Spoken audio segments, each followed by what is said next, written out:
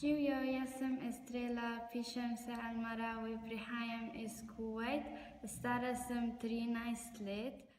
Jaz sem Nikita Kabirov, prišel sem iz Rusije, pa v Sloveniji mi je všeč. Prihajam iz Irana, iz Anzali. Živjo, moje ime je Artiola, pišem se Bajrami, stara sem 11 let, hodim v osnovno šolo Matija Čopa v Kranju. Prihajam se iz Kosova. Ime mi je Erfan, pišem se Gozari, prihajam iz Afganistana, hodim v osnovno šolo Antona Golbotniku, v 9. razred. Zakaj ste prišli v Slovenijo? V Slovenijo sem prišla zaradi boljše življenja. Moj ati živi v Sloveniji že 7 let. V Kosovu niso tu dobre šole, na primer stranišče niso dobre, pa učitelji niso tu dobri. Ker malo je tudi hladno, pa malo kriza je prišla, zato zdaj težko tam delamo. Starša sta se ločila. V septembru jaz pa mami smo šli v Sloveniji za počitnice. Tukaj bi rada živeli, zato ker Slovenija je zelo lepa,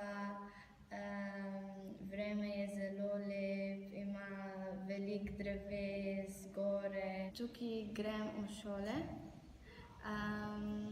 V Kuvajtu moja mamica je izgubila službo 3-krat, zato sem mogla za njo učim več. Ja, ker so ljudje prijazni, zato za boljše življenje da se učim. Ja, ker je tukaj boljše, ker so zdaj ljudje v Iranu jezni, tako. Republika zdaj ni v redu za to. Ko sem bil leto, sem zapustil Afganistanu, jaz in moja družina smo prišli v Iran. Potem v Iranu nočeta dati dokumentov, nisem hodil v šolo. Jaz sem hodil, ampak 3 let ni bil taka šola isto tukaj. Ker nisem imel dokument, ne morem grem naprej in tako. Nekdo, ker zelo dobro znal, mene je učil šivati. Potem 2 leti in sem delal.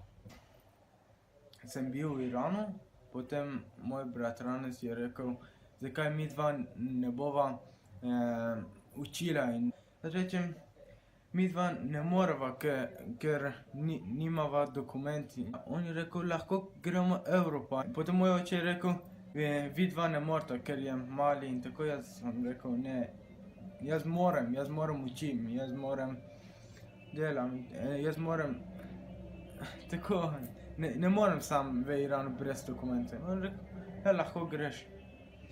Potem sem prišel v Turčijo, po Turčijo potem sem prišel do Grčijo, Makedonijo in Srbijo do tukaj. Zdaj v Slovenijo. Dobro, jaz znam slovensko. Kaj boš ti, ko boš velik? Nogometaš, kmet, menedžer, nekaj od tega.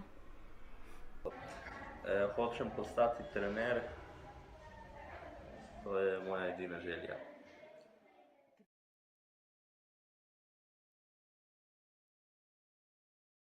Ko bom velika, bi bila po poklicu pravnika, ker vem, da nekateri živijo težko in vidim te stvari in zelo me motijo. Zdravnika za kosti ali pa zobozdravnica. Zato, ker ljudi, ki imamo ne zelo dobro rama ali roka, jaz bom pomagala